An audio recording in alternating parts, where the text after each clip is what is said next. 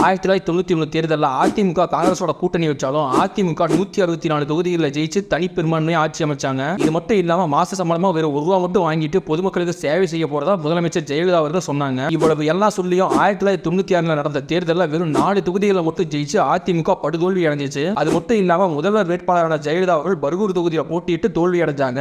அதிமுக மிக மோசமா தோல்வி அடைஞ்சதுக்கு மிக முக்கியமான காரணம் 1991 to 96 காலகட்டங்களில் இவன எழுந்த ஊழல் குற்றச்சாட்டுகள் தான். 1995 ஜெயலலிதா அவர்களின் வளர்ப்பு மகனான சுதாகரன் அவர்களுக்கு பல கோடி ரூபாய் செலவு பண்ணி திருமணம் செஞ்சு வச்சாங்க. இந்த திருமணம் மக்கள் மத்தியில் பெருமளவு அதிர்ச்சி ஏற்படுத்திச்சு. இன்னொரு பக்கம் 2006 ஆளுங்கட்சியா இருந்த திமுக 2011 மிகப்பெரிய தோல்வியை சந்திச்சாங்க. ஆளுங்கட்சியா இருந்தவங்க எதிர்கட்சியா கூட வராம 3வது இடத்துக்கு தள்ளப்பட்டாங்க. 2G அணைக்கற்றைய 7ஆம் கட்டத்தில் 1,83,000 கோடி ஊழல் செஞ்சதா இந்த கட்சியை சேர்ந்த ராசா அவர்கள் மேல குற்றச்சாட்டு இருந்தது. இந்த ஆட்சி காலத்தில் தமிழ்நாடு முழுக்கவே கிராமங்கள்ல இருந்து நகரங்கள் வரைக்கும் குறைஞ்சது ஒரு நாளைக்கு 3 to 4 மணி நேரம் மின் தட்டுப்பாடு ஏற்பட்டுச்சு.